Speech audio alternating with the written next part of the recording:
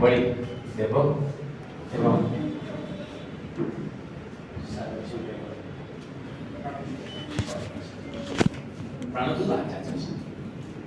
ନିର୍ଭୟର ନବୀନ ବାବୁ ସେ ସୂଚନା କମିଶନର ଟାଇମ୍ ପାସ୍ ପୁସ୍ତକ ପର୍ବ ବିଭୁରଞ୍ଜନଙ୍କର ଗ୍ରନ୍ଥାବଳୀ ଲୋକାର୍ପଣ ହେଲା। ଦେଖିବେ ସେ ହୁଏତ ଜଳିବେ। ମୁଁ ସେଇ କଥା ଯେ ଜଳିଲେ ଭଲ ନ ଜଳିଲେ ଆହୁରି ଭଲ। ହଠାତ୍ ସରୋଜ ଫୋନ୍ କଲେ ମୁଁ ଜାଣିଛି ମୋତେ କାହିଁକି ପାଚିଛନ୍ତି ଯେ ଘରେ ହେଲେ ବିଭୁଦ ସାର୍ ଗୋଟେ ଦ୍ୱନ୍ଦ୍ୱରେ ପଡ଼ିକି କରିବି। ତାପରେ ଅଫିସକୁ ସେ ଆସିଲେ ଗୋଟେ ବହି ଦେଲେ।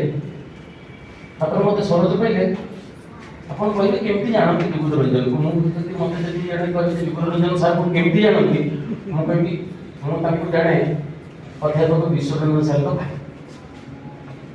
କାରଣ ବିଶ୍ୱରଞ୍ଜନ ସାର୍ଙ୍କ ସହିତ ମୋର ସମ୍ବାଦ ସମୟରୁ ସମ୍ପର୍କ ଆଜି ପର୍ଯ୍ୟନ୍ତ ସମ୍ପର୍କ ଅଛି।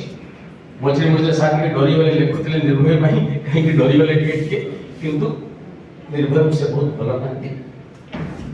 ଏବଂ ସେଇ ଦୃଷ୍ଟିରୁ ମୁଁ ତାଙ୍କୁ ଯଦି ବିଭୁଦ ରଞ୍ଜନ ସାର୍ଙ୍କୁ କେମିତି ଜାଣିଛି, ନେତାଜୀ, ଗୁରୁଜୀ ଆଉ ବିଭୁଦ ରଞ୍ଜନ, ବିଶ୍ୱରଞ୍ଜନ ଏଇ ଭିତରେ ମୁଁ ତାଙ୍କୁ ଜାଣିଛି। କିନ୍ତୁ ମୁଁ ଯେଉଁ ସମୟରେ ମାନେ ସାମ୍ବାଦିକତାରୁ ବାହାରି ଯାଇଥିଲି 2005 ମସିହା, 2004ରେ ପ୍ରଜାତନ୍ତ୍ର ଛାଡ଼ିଲି, 2008ରେ ସୂର୍ଯ୍ୟପ୍ରଭା, ଏଇ ସମୟରେ ମୁଁ ଆଉ ମେନ୍ ଷ୍ଟ୍ରିମ୍ ଜର୍ଣ୍ଣାଲିଜିମରେ ରହିବି ନାହିଁ ବୋଲି ଭାବିକି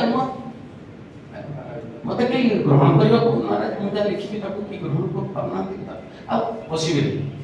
ସେଇ ସମୟରେ କିଛି ପଢ଼ୁଥିଲି ଯେ ଜଣେ ଗୋଟେ ବହି ଲେଖିଛନ୍ତି ଏବଂ ସେ ବହି ଲେଖିବା ପାଇଁ ପୁଲିସ ତାଙ୍କୁ ଖୋଜୁଛି।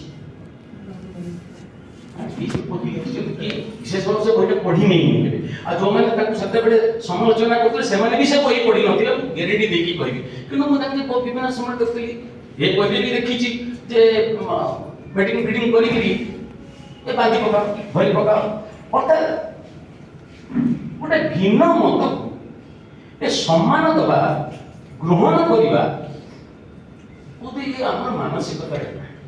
ମୁଁ ସେଥିପାଇଁ କିଛି ଉଦାହରଣ ଆପଣଙ୍କୁ କାରଣ ଆମେ ହାଇସ୍କୁଲରେ ଆମ ଅଷ୍ଟମ, ନବମ, ଦଶମ ଏକାଦଶ